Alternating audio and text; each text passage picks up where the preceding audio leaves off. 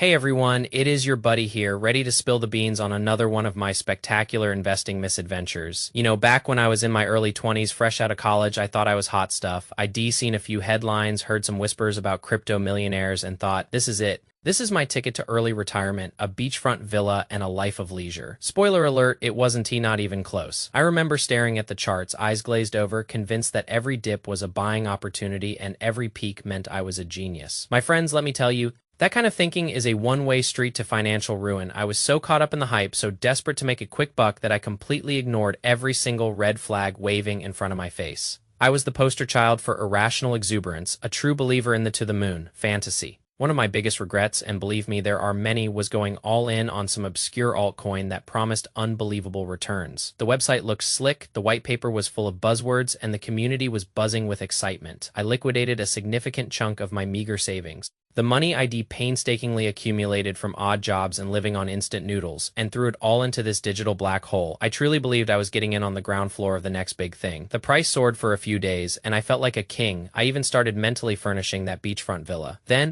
as quickly as it rose, it crashed hard. I watched in horror as my investment dwindled to almost nothing. It was a brutal wake-up call, like a punch to the gut that left me breathless. Another time, I fell for a classic pump and dump scheme. Someone in a Telegram group who presented themselves as a seasoned trader started hyping up a coin, giving us insider tips and telling us to buy. Naturally, being the naive 20-something I was, I listened. I bought in at the peak, only to watch as the insider and his friends dumped their holdings, leaving me and countless other eager newcomers holding the bag. The feeling of being manipulated, of having my trust exploited, was almost as painful as the financial loss itself. It was a harsh lesson in skepticism and the importance of due diligence. I learned that if something sounds too good to be true, it almost certainly is. I also dabbled in short-term trading, thinking I could outsmart the market. I spend hours analyzing charts, looking for patterns, convinced I could predict the next move. I was constantly checking my phone, my sleep suffered, and my stress levels went through the roof. I was chasing every little fluctuation, trying to catch every upward swing and avoid every downward trend. It was exhausting and ultimately futile. I ended up making impulsive decisions based on emotion, buying high and selling low. A classic beginner-esque mistake. I lost more money than I cared to admit, all because I thought I could beat the system. The market, as I painfully learned, doesn't care about your hopes and dreams. The biggest mistake, though, wasn't just losing money. It was the mindset behind it. I was driven by a desperate desire for instant gratification, a belief that wealth could be created overnight without effort or understanding. I lacked a fundamental understanding of risk management. I put all my eggs in one volatile basket, completely ignoring the concept of diversification. I was emotionally invested, letting fear and greed dictate my actions. I didn't have a plan, a strategy, or even a basic understanding of what I was doing. I was essentially gambling, hoping for a lucky break. It took a while, and frankly, a significant amount of financial pain for me to finally get my head straight. I hit rock bottom, staring at my depleted bank account, feeling like a complete failure. That is when I decided enough was enough. I realized that if I ever wanted to achieve financial stability, I had to completely change my approach. I had to ditch the get-rich-quick mentality and embrace a long-term disciplined strategy.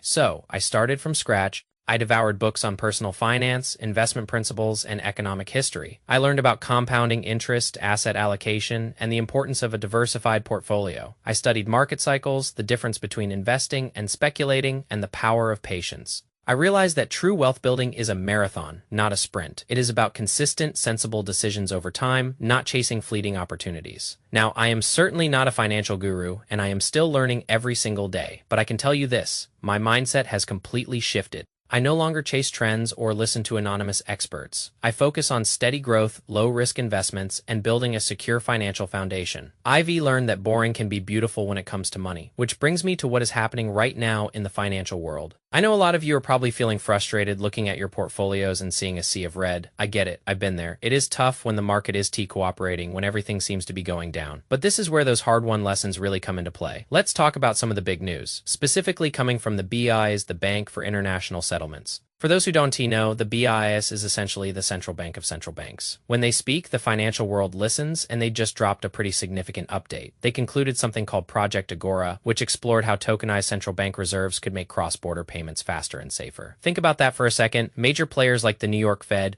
the Bank of England, and the Bank of Japan are now moving towards testing real value on blockchain rails. This isn't some fringe idea anymore. This is mainstream institutional adoption in the making. And this isn't happening in isolation. We're seeing a convergence of events. SWIFT, the global financial messaging network, announced major milestones with their blockchain-based shared ledger. The Bank of England just released draft rules for stablecoins, pushing tokenization and regulated digital assets. It feels like everything is happening all at once. Now, you might be thinking, that is great, but my crypto portfolio is still bleeding, and I hear you. The price action right now is exactly exciting, but we have to look beyond the immediate fluctuations. We need to understand the bigger picture. The foundational infrastructure for a new financial system is being built right before our eyes. Tokenization, which is the process of converting real-world assets into digital tokens on a blockchain, is a key piece of this puzzle. It is about efficiency, transparency, and unlocking new possibilities for finance. I remember an important post from Nate Garshi talking about how quickly major securities markets are heading towards full tokenization. People often don't grasp the speed of this transformation. Regulators, exchanges like the NYSE and NASDAQ, even the DTCC, everyone is getting involved. The DTCC, for instance, is starting its tokenization push in July. This is not a drill, this is happening, and here's where it gets really interesting for those of us who have been following Ripple. Ripple has been deeply embedded in these discussions and initiatives for a while now. They joined the BIS task force for cross-border payments back in August 2023, and if you look at the CPMI group, which is a committee within the BIS, you'll find Ripple right there alongside traditional financial giants. The BS project Agora explicitly states that cross-border payments are currently slow, costly, and opaque. This is exactly what Ripple and XRP have been trying to solve for years. They've been advocating for a more efficient,